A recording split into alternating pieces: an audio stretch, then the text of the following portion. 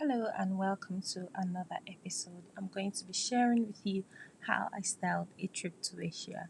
So, I have a monthly brunch club where I gather ladies once a month. So, this month, the theme was a trip to Asia, and what we wanted to do was to have passport stamps through 4 to 5 regions of Asia without leaving the table.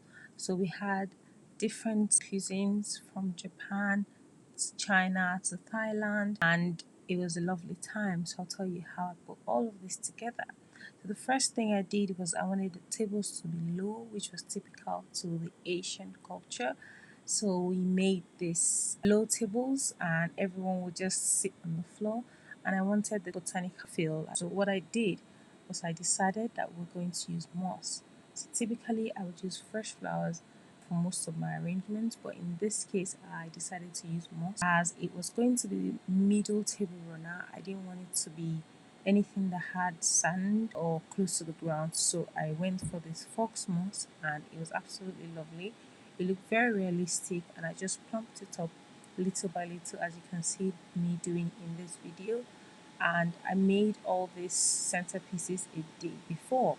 So what I wanted was to have signature items that speak to each of the cultures. So for China, I had this bonsai tree, which was lovely, and I just shaped the bonsai tree a day before and gave it a nice shape.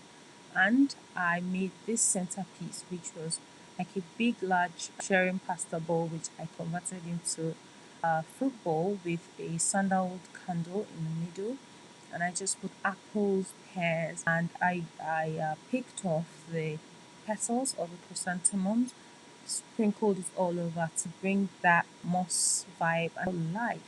And then I mixed the fruits so that they looked very, very realistic and lovely. They were real fruits, I just wanted them to look lovely and alive. Now I made this little arrangement with the chrysanthemums as well for the entryway.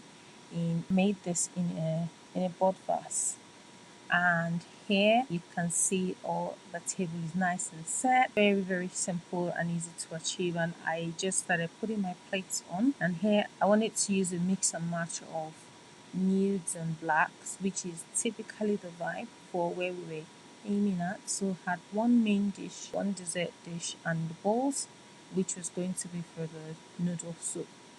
And you can see here the table is set.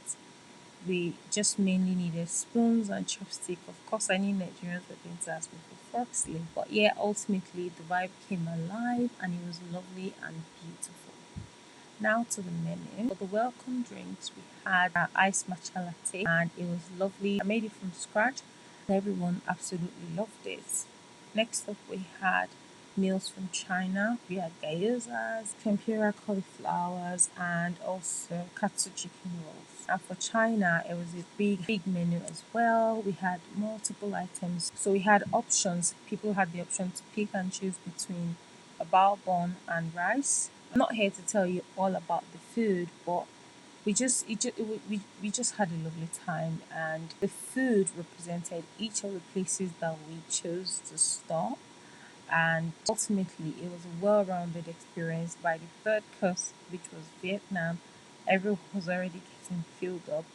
So the final meal was the India, which was dessert, so saffron flavored yogurt, and I served it with macerated mangoes, and it was lovely. It was light, it was easy, and even though we were all so full before then, it was easy for us to stuff that down, because ultimately, looking back, this event reminded me that food styling is not just decoration, it's storytelling. It's the way we can transform a meal into a memory. A trip to Asia was more than an event, it was a journey, and I'm grateful to share it through my eyes, my hands, and my craft. If you're still here, thank you so much for watching.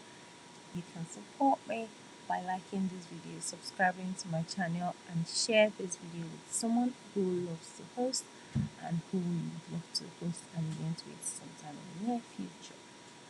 Alright guys, that's it for this episode. I'll see you next time.